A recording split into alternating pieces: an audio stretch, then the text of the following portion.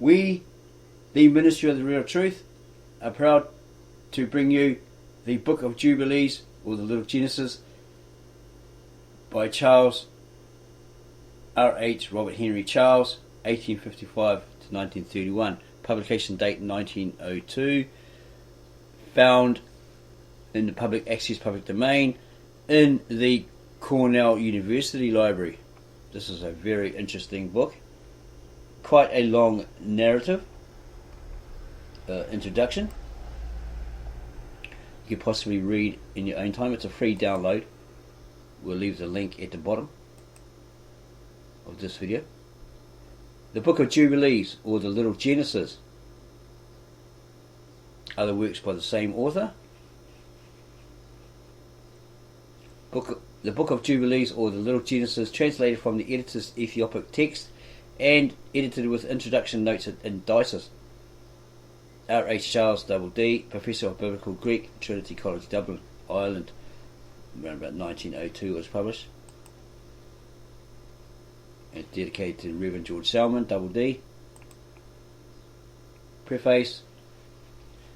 And the author states he had hoped to issue this commentary on the Book of Jubilees quite 6 years ago, prior to 1902, as a sequel to his edition of the Ethiopic and other fragmentary versions of this work, but after writing a large portion of it, he was obliged to abandon the task, as he felt that somehow he had failed to give a satisfactory interpretation of the text, though at the time he could not understand wherein his disability lay. A year or two later, when making a special study of the testaments of the 12 patriarchs, the author came to discover that the source of his failure lay in his acceptance of the traditional view that Jubilees was written in the first century of the Christian era.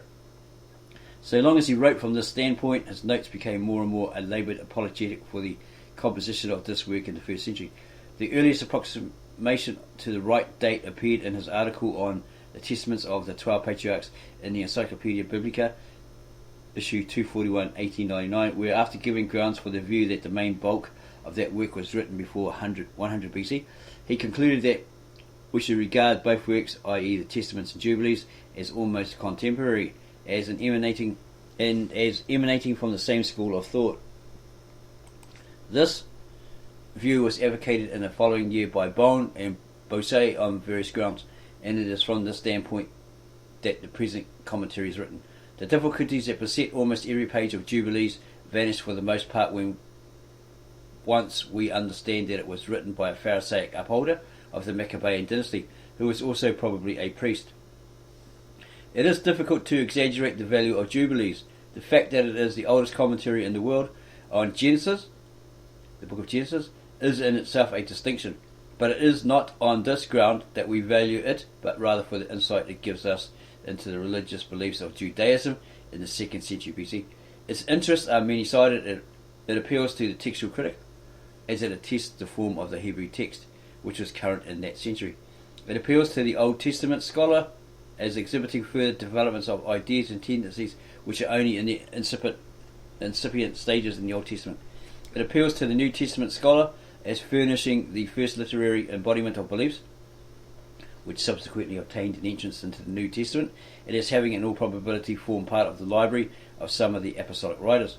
It appeals to the student of theological doctrine, as providing certain indispensable links in the process of development.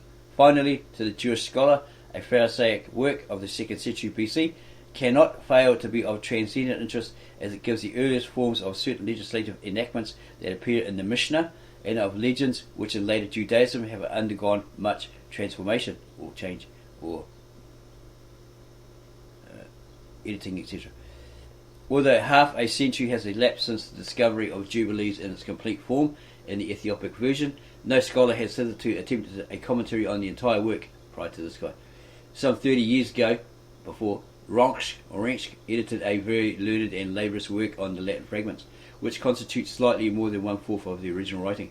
But since his time, scholars have contented themselves with short studies on various views of our author. And then he gives thanks to a Mr. Cowley for his help in verifying references in the Talmud. It was May 1902 at Oxford Road, some road in Oxford, May 1902.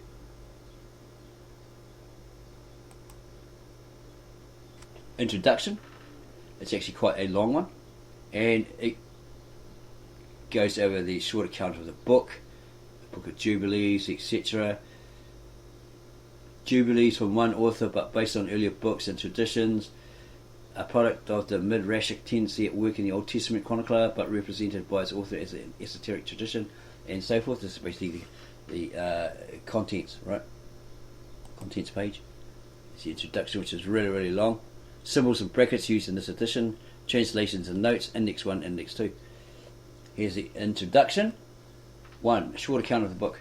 The Book of Jubilees was written in Hebrew by a Pharisee between the year of the accession of Hyrcanus to the high priesthood in 135, and his breach with the Pharisees some years before his death in 105 BC, so maybe he broke away from him. It is the most advanced pre-Christian representative of the midrashic tendency, which had already been at work in the Old Testament chronicles. As the chronicler had rewritten the history of Israel and Judah from the basis of the priest's code, so our author re-edited from the Pharisaic standpoint of his time the history of events from the creation to the publication, or according to the author's view, the republication of the law on Sinai. In the course of re-editing, he incorporated a large body of traditional law, which the midrashic process had put at his disposal, and also not a few fresh legal enactments that the exigencies of the past had called forth. His work constitutes an enlarged Targum on Genesis and Exodus, in which difficulties in the biblical narrative are solved, gaps supplied, dogmatically offensive elements removed, and the genuine spirit of later Judaism infused into the primitive history of the world. His object was to defend Judaism against the attacks of the Hellenistic spirit that had been in the ascendant one generation earlier and was still powerful, and to prove that the law was of everlasting validity. The Mosaic law is probably what he's talking about. From our author's contentions and his embittered attacks on the paganizers and apostates, we may infer that Hellenism had urged that the Levitical ordinances of the law were only of transitory significance, that they had not been observed by the founders of the nation, and that the time had then come, or now come, for them to be swept away, and for Israel to take its place in the brotherhood of the nations. Our author regarded all such views as fatal to the very existence of Jewish religion and nationality, but it is not as such that he assailed them, but on the ground of their falsehood. The law, he teaches, is of everlasting validity. Well, there's the covenant of the Passover and the covenant of the Sabbath, which the Jews are bound by for all eternity, right? Or all time, to the end of time, in the book of Exodus, etc. Though revealed in time, it was superior to time. Before it had been made known in sundry portions to the fathers, it had been kept in heaven by the angels. Okay, that's what a lot of these writers say. Latter writers like Joseph Smith. Oh, the tablets are up in heaven, so you can't. Someone's seen them, but you can't see them because they're up in heaven. That sort of thing. An angel took them up there. Okay. Before it had been made known in sundry portions to the fathers, it had been kept in heaven by the angels, and to its observance henceforward there was no limit in time or in eternity. Either he's being real or he's pulling a fast one. Writing in the palmiest days of the Maccabean dominion, he looked for the immediate event of the Messianic kingdom. This kingdom was to be ruled over by a Messiah, sprung not from Levi, or the tribes of Levi, that is, from the Maccabean family, as some of his contemporaries expected, but from Judah.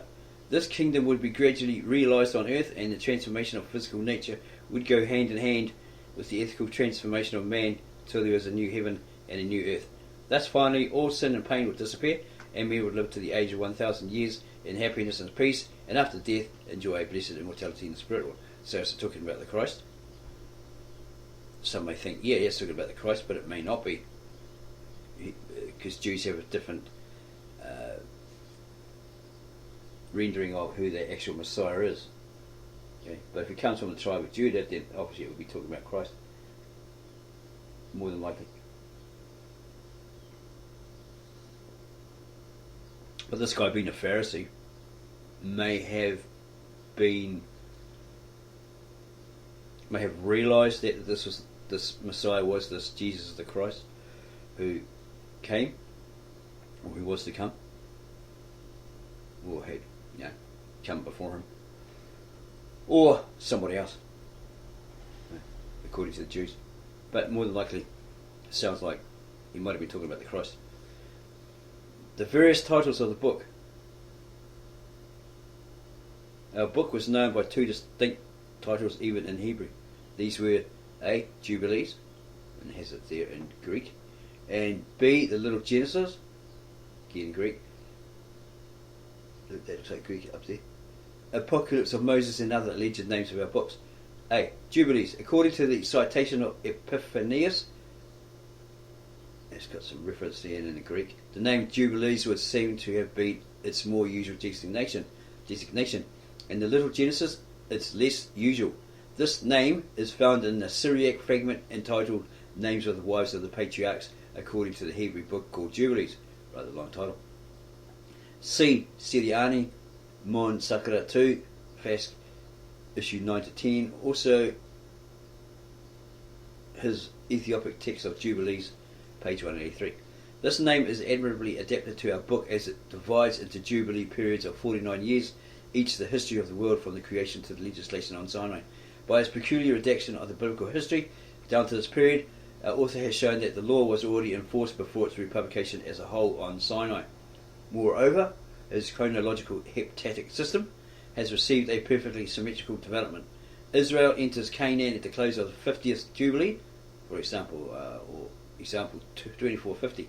In the assumption of Moses, where a Jubilee period of 50 years is used, Israel enters Canaan in the year 2500. See page, whatever that page is. Okay, that might be a book called The Assumption of Moses. B. The Little Genesis, the fact that our book was, and it's got this footnote down the bottom here, in the Hebrew book, Josephon 32:3, the Book of Jubilees is mentioned. See Epstein, some French there by the looks of it. Review of the, not too sure what that is, something Jews. And there's more information there. 3. Epithet little does not refer to the extent, for it is larger than canonical Genesis, but rather to the character of Jubilees. It deals more fully with the details and minutiae. It looks like it's got it in Hebrew there. Than the biblical work. Severus of Antioch of 542 AD, after an account of the death of Moses and the strife between Michael and the evil angels for Moses' body, adds that these matters were said to be described in a book which gave more detailed account of the known in Greek, of the creation. It's down the bottom here, and it's all in Hebrew here by the looks of it. Okay, so we're going to go back and read that last sentence before we read the footnote. Okay, B. The Little Genesis, the fact that our book was known in Greek not only as, and there's the Greek there, but also, and it points quite clearly to an authoritative Hebrew title, it's in Hebrew there, which was variously rendered in Greek. There were indeed 4 renderings of the Hebrew. So what they've done is they've translated that into the Hebrew, from the Hebrew into the Greek. So this lady on the previous video that said everything was written in Greek, there was no Hebrew, load of garbage. It states here from this old Pharisaic writer that there was Hebrew. First, this book was written in Hebrew, and then it was translated or rendered into Greek. There were indeed 4 renderings of the Hebrew, and it's got it listed there, and it goes on and on and on. And it talks about the apocalypse of Moses, the testaments of Moses, and so forth, and it's very, very long. There's a lot of information. You're not going to read it all. It'll take us all week. The life of Adam, the book of Adam's daughters, all these different supposed books. And then it has the Ethiopic manuscript. These are 4 manuscripts of the book in Europe, A, B, C, D, which belong respectively to the National Library in Paris, the British Museum, the University Library of Tübingen, and to the collection of Monsieur de Abadie. Not be sure how you actually say that. Of these, A, B of the 15th and 16th century, respectively, are the most valuable, but in not a few readings the true text is preserved by C, D, both of recent date. D is more nearly allied to a C and a B. B is the most trustworthy of the four. For a full description of these manuscripts, the reader can consult Charles' Ethiopic version of the Hebrew Book of Jubilees, paragraph 12, SWQ. 4. Editions of the Ethiopic version, according to Tübingen. This edition is based on manuscript C and D. Charles, the Ethiopic version of the Hebrew Book of Jubilees, otherwise known among the Greeks as edited from 4 manuscripts and critically revised through a continuous comparison of the Masoretic and Samaritan texts and the Greek, Syriac, Vulgate, Ethiopic versions of the Pentateuch, and further amended and restored in accordance with the Hebrew, Syriac, Greek and Latin fragments of this book, which are here published in full. Clarendon Press, Oxford, 1895. This edition is based on the only 4 manuscripts hitherto known. It is from this text that this writer's translation is made. In some dozen or more passages, however, to which attention is called in the notes, he has withdrawn emendations which he had introduced into the text, some in deference to criticism of Doctors Pretorius and Littman and others as a result of further study of the text and subject matter. On the other hand, he has been enabled from the much larger knowledge that he had of the literature that he had in 1893-1895 at that particular point around, to discover the true text underlying corruptions that had defied detection, and likewise to recognise the occurrence of many dittographies and not a few lacunae. See chapter 11 by the looks of it. The criticism of the text has been further, or maybe it's note 7, has been further greatly advanced by his discovery of a large poetical element in the book. See note 12 probably. Translations. The above translation by Tübingen or Charles agrees for the most part with the text which the author published subsequently. It is, however, untrustworthy in some passages and is now superseded by the very much improved edition of it which appears in the present volume. And it's got the listed Littman. This admirable translation is based mainly on the author's Ethiopic text of Jubilees, but occasionally Dr. Littman prefers to follow the readings of C.D. and Tübingen's text, and in some cases the grounds for this preference are so good that the author has followed his lead. His translation is on the whole very accurate, though there are of course some passages where corrections will be introduced on the occasion of a second edition. To Dr. Littman he states he owed many corrections of his English translation in the Jewish Quarterly, and his critical inquiries and so forth.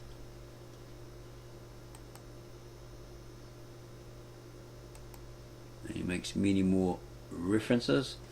7. The versions of Jubilees, Greek, Ethiopic, Latin, Syriac. Numerous fragments of the version have come down to us in Justin Martyr. See note on page 41. Oregon, see note, etc., etc.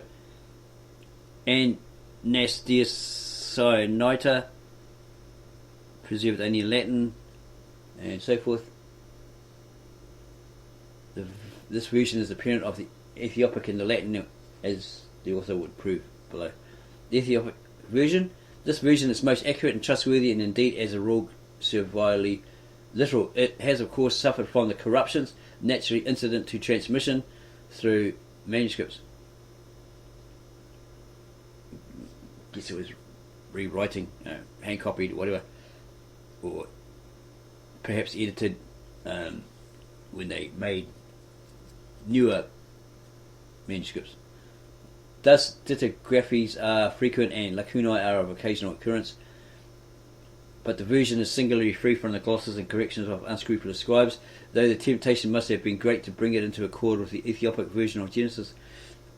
To this source, indeed, we must trace a few perversions of the text. My wife, in 3 verse 6, instead of wife, 15:12, etc., etc., her bottle instead of the bottle, and so forth. In the above passages, the whole version is influenced, but in a much greater degree has this influence operated on manuscript A, and so forth. Thus, in 3, 4, 6, 7, 1929, 4, 4, 8, version, verse 3, etc., etc., the readings of the Ethiopic version of Genesis have replaced the original text. In the case of B, the author could only discover only The author discovered only one instance of this nature in 1515, see his text, paragraph 12, SWQ. And he goes on about the Latin versions, Latin and Greek versions, the Syriac versions,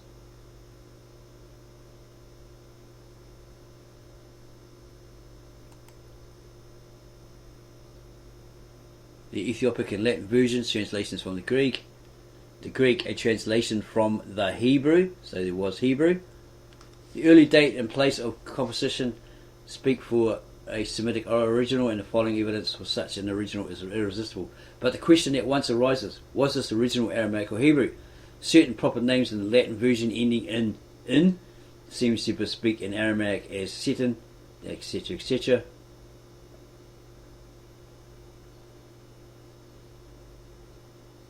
Moreover, it is most dangerous to conclude from Aramaic proper names to an Aramaic original, for Aramaic forms occur not infrequently in the Greek versions of the Old Testament. Thus we may here again conclude to an original Hebrew form. It is noteworthy also that whereas in 38.3 of the Latin we have Adoram, in the Ethiopic we have Adoram. Another Aramaic form is Mastema, and so forth. Yes, as we said, it's a very long introduction. Hell of a long one. If you want to, you can read it in your own time. We'll leave the link down below so you can get this free copy of this. We're going to go way ahead, skip all this introduction because it's really, really long. And as we said, it'll take us a week or a month or so to read it all and explain it all. Okay, I'm going to go back here to the beginning of this chapter. We've gone a bit too far here. Okay. The Book of Jubilees. Moses receives the tablet of the law and instruction on past and future history, which he is to inscribe in a book. 1-4. Apostasy of Israel, captivity of Israel and Judah, and so forth. This is the history of the division of the days of the law and of the testimony of the events of the years of their year, weeks of their jubilees throughout all the years of the world, as the Lord spake to Moses on Mount Sinai. As a prologue. This short introduction gives an admirable account of the contents of this book. It is at once a history and a chronological system dominated by the sacred number 7. The history extends from the creation to the legislations on Sinai, and thus embraces Genesis and part of Exodus. But the writer does not merely reproduce the portions of these books which serve his purpose. He rewrites from the standpoint of the strictest Judaism. See introduction, notes 15:21. According to their sevenfold divisions, AC, or according to their year weeks, BD. That's in the different Ethiopic versions we recall. Throughout all the years of the world, these words are difficult, for they imply that it was the author's intention to write a history from the creation till the establishment of the Messianic kingdom, or theocracy. See 126 note. It has this, we guess, is in Coptic, which reads God, BC omitted, which generally, maybe it's Greek, is generally rendered Lord in his translation, this writer's translation, but occasionally as God when external evidence so requires. It's probably in his translation of the original Pharisaic priest. Okay, and Moses went up to receive the tablets of the law and of the commandment according to the voice of God, as he said unto him, Go up to the top of the mount. And it came to pass in the first year of the exodus of the children of Israel out of Egypt, in the 3rd month, on the 16th day of the month, that God spake to Moses, saying, Come up to me on the mount, and I will give thee 2 tablets of stone, or 2 tables of stone, of the law and of the commandment which I have written, that thou mayest teach them. So God spoke using Shakespeare speak. Wow. And Moses went up to the mountain of God, and the glory of the Lord abode on Mount Sinai, and a cloud overshadowed it 6 days. And he called to Moses on the 7th day out of the midst of the cloud, and the appearance of the glory of the Lord was a flaming fire on top of the mount. And Moses was on the mount 40 days and 40 nights, and God taught him in the earlier and the later history. God taught him the earlier and the later history of the division of all the days of the law and of the testimony.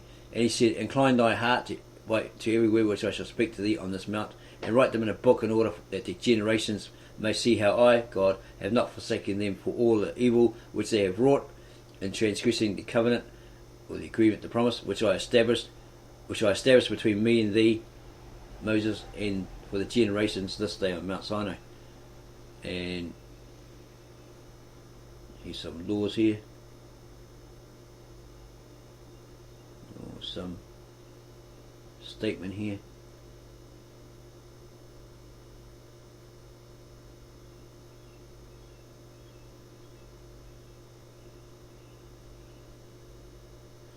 God knew their rebellion, their stiff-neckedness, with his stiff neck, before he brought them into the land, before he brings them into the land of which he swore to their fathers, to Abraham and to Isaac, the promised land, right, and to Jacob, probably the land of Canaan, saying, unto your seed, or your descendants, will I give a land flowing with milk and honey, and they will eat and be satisfied, and they will turn to strange gods, to gods which cannot deliver them from aught of their tribulation. And this witness shall be heard for a witness against them, for they will forget all God's commandments, even all that he commanded them, and they will walk after the Gentiles, and after their uncleanness, or uncleanness. So basically, he gives them this land for milk and honey, plenty, everything they ever wanted to live on, and then they turn their back on him, transgressed, followed these other false gods of the Canaanites, etc. Many will perish, and they will be taken captive and will fall into the hands of the enemy, because they have forsaken my ordinances and my commandments and the festivals of my covenant, my Sabbaths and my holy place, which I have hallowed for myself in their midst, and my tabernacle and my sanctuary, etc., etc. And they will make to themselves high places and groves and graven images, and they will worship each his own graven image or idol, so as to go astray, and they will sacrifice their children to demons, i.e. Moloch, and to all the works of the errors of their hearts, and so forth. So this is like what's going to happen with the Israelites from that day forth, and later future. He's going to scatter these Israelites amongst the Gentiles, and they'll forget his laws, his commandments, and his judgments, and will go astray as to new moons and Sabbaths, and festivals and jubilees and ordinances. So there you go, folks. So they will forget everything, right? Because they're in Babylon in captivity, and they're not allowed to do their religiosity, not allowed to do their rites, their rituals, all this Jewish tradition. So they're very sad, sitting by this river in Babylon, upset, right? Because they can't do that. And then later on, is it Cyrus, the Persian, commissioned by God, is their saviour, not meaning he's the Lord Jesus Christ or anything like that, not on the same level. He comes and he invades, and he takes them back to Persia, and he says to them, you can, continue with your former religiosity, all your belief system, your rites, your rituals, practices, etc., in peace, as everybody else in Persia at the time was doing, and we can fund you to go back to Jerusalem and rebuild your destroyed temple. Some went back there, some didn't. Okay. So yeah, there it is, folks. It's saying right there, they will forget all my law, Mosaic law, and all my commandments, and all my judgments, and will go astray in regards to new moons and Sabbaths and festivals and jubilees and ordinances. And after this they will turn to me from amongst the Gentiles with all their heart and with all their soul, with all their strength, and I shall gather them from amongst the Gentiles. And they will seek me, so that I shall be found of them when they seek me with all their heart, with all their soul. And I shall disclose to them about a piece of righteousness, etc., etc. And he'll reteach them, right, what they had forgotten, something along those lines. But according to Scripture, they kept being stiff-necked, hardened, didn't want to be under his authority, etc., and they kept turning their back on him and going back to these different places where they're held in captivity, etc. They turned to that nation's religion, pagan idols, and all this sort of stuff. So they kept doing it. So according to Scripture, they're finally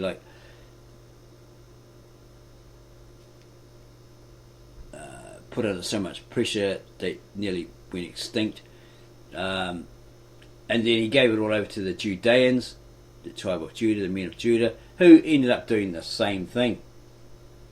You know, they were under God's wrath for 10 years, under his curse, etc. And then after 10 years they're forgiven, sort of thing. And then they come back to him and then they do it again. Right? And they kept doing it, and God was getting sick of them, sick of their transgressions and iniquities, turning their back upon him. So they were invaded by somebody else, taken into captivity, etc., etc. And they possibly did the process over and over and over again throughout the centuries.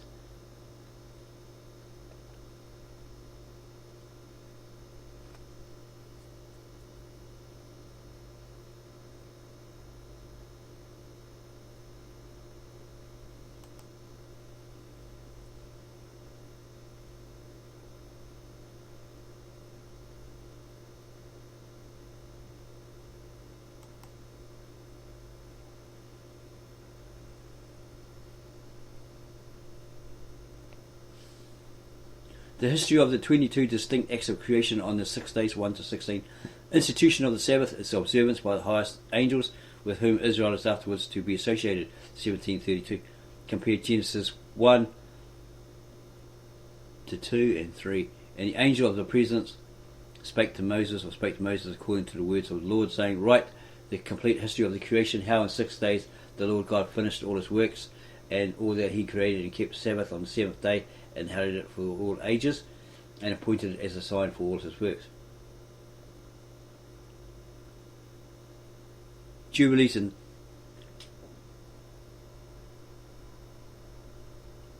Levi 18 are, in Testament maybe, Levi 18 are the only Jewish writings which attest this view.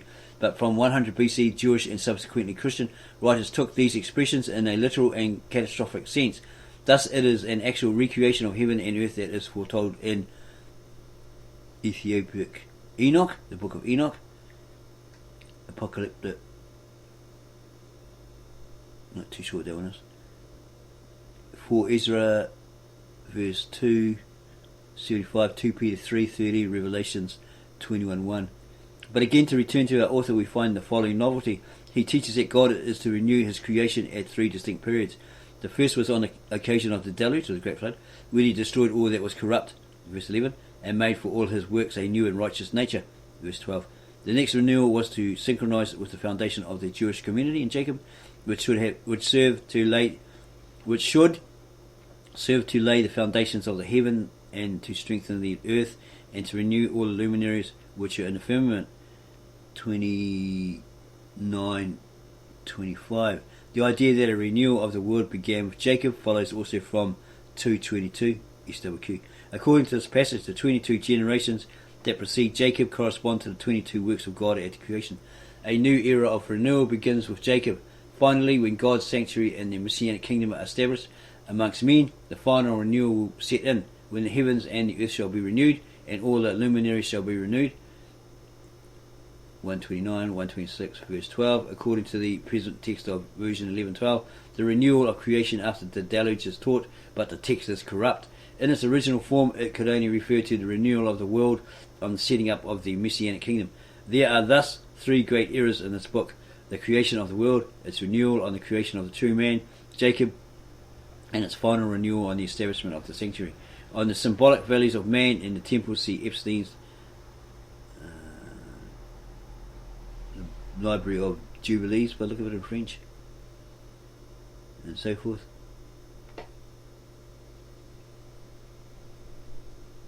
And it's got up there a manuscript.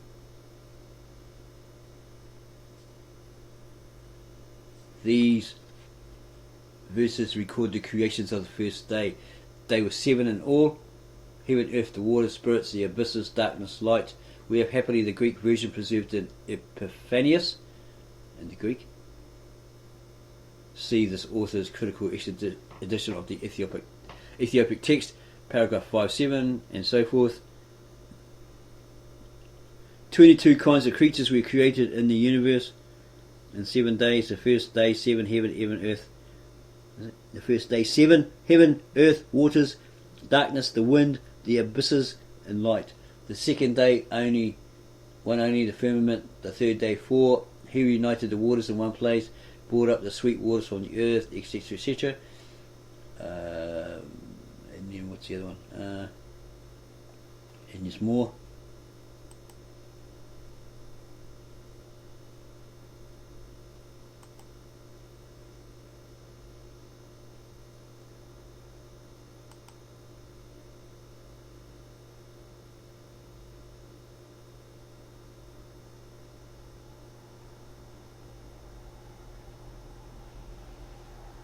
Okay, it's probably better if we leave it there and click the link which we'll supply underneath this video and have a look at the book yourself, because there's a lot of information there, and then you can come to your own realization of what it's actually talking about.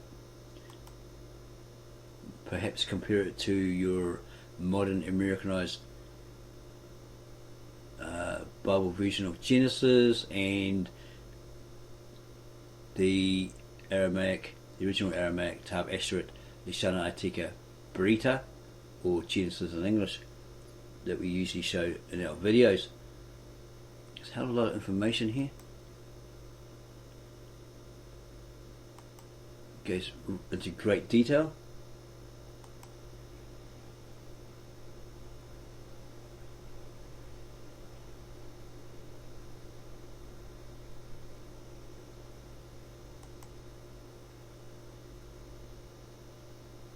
Okay, it starts to go from Adam and Eve into Cain and Abel.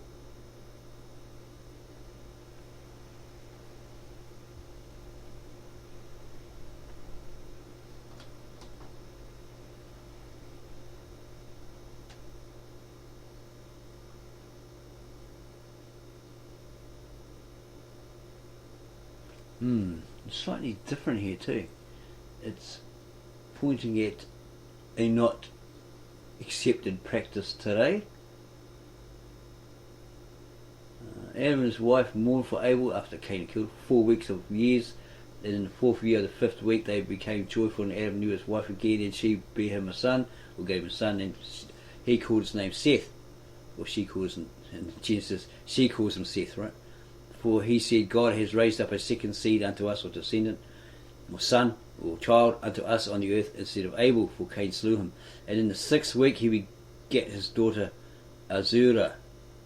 So it's not saying that 6 weeks as an infant Cain decides to marry this Azura. Okay, no, we missed something here. God has raised up a second seed unto us on the earth instead of Abel, for Cain slew him. And in the 6th week he begat his daughter Azura. So he brought forth this daughter, right? Adam, or somebody, Adam, but Eve, looks like, bore him this daughter, gave birth to this daughter called Azura. And Cain took Awan, his sister, to be his wife, and she bare him Enoch at the close of the 4th Jubilee. So that's very different there, okay? There were a lot of people that came at us years ago and says, where did this get his wife from? Cain get his wife from? He must have married his sister. And then there's that lost book of Adam and Eve, where Cain and Abel were both born, and they got these females attached to their leg, and apparently Cain was totally head over heels over that one, and wanted her, so he ends up killing Abel for her, to possess her, right?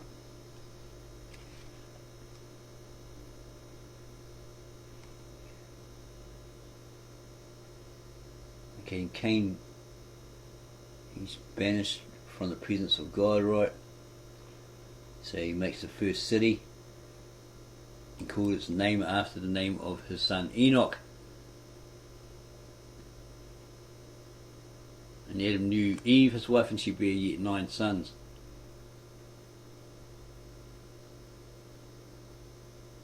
Okay, this is a deeper explanation from this old Pharisaic priest that this author is writing about and what he said. Okay, very much looks like it's got a bit of Enoch in there, about the book of Enoch, about the watchers and all this sort of stuff.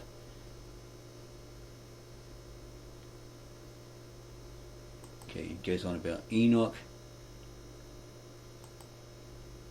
Don't forget, this is Ethiopic manuscript, so yes, the supposedly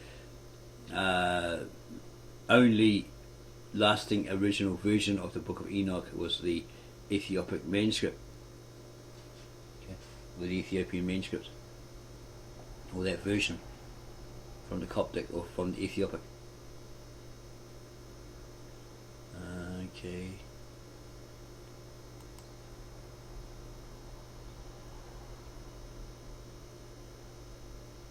Okay, here it has, and it came to pass when the children of men began to multiply on the face of the earth, and daughters were born unto them, that the angels of God saw them on a certain year of this Jubilee, that they are beautiful to look upon, and they took themselves wives of all whom they chose, and they bare unto them sons, and they were giants. Okay, that's according to this Pharisaic priest and this author who's translated his writing supposedly correctly, and this is what this priest, Pharisaic priest, had written. Okay, very different to the original, ancient, very old Tav Asheret or Aramaic, hand copied by monks and scribes in Urhai, Edessa, now modern Turkey, around 800 BCE. Very, very different. When translated into the nearest English equivalent by the native-born Aramaic-speaking translator Victor Alexander into the nearest English equivalent, it's saying that it was the line of Seth. Okay, they were all calling upon the name of the Lord, so they were this righteous line of God's believers, God's children. Okay, and they turned their back on him when they saw that, and left their rightful place when they saw that the men, the daughters of the unrighteous men, Cain's line, were hot, so they decided, oh, we'll go take them as wives, and did a boogie woogie with them, and then they produced children, etc., etc., who became strange creatures. They were hybrids and giants of fame. They were well known. They were of legend, etc.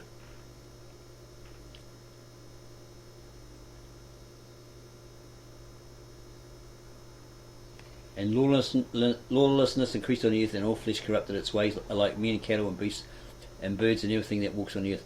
All of them corrupted their ways and their orders, and they began to devour each other. Cannibalism. Or maybe indulge in every imaginative sin. Yeah.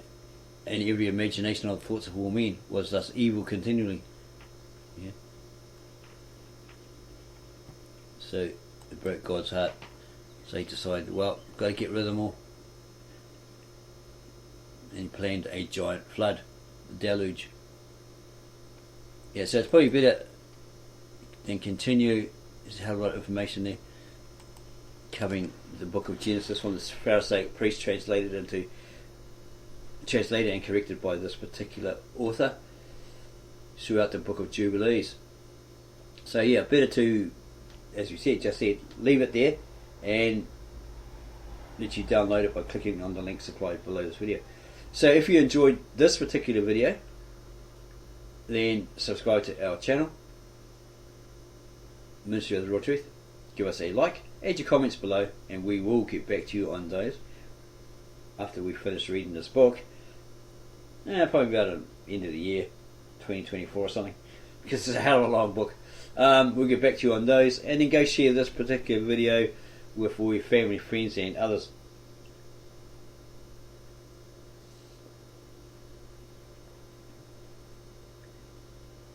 Just noticed something down here.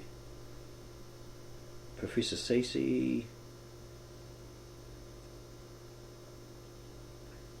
In the Vanic cuneiform inscriptions, Lulu is the country which is called Urartu, Ararat in Assyria, on the borders of Armenia and Kurdistan, and is almost certainly the Lulubi or Lului of the Assyrian inscriptions, in which was Mount Nizir, on the top of which the ark of the Chaldean Noah rested.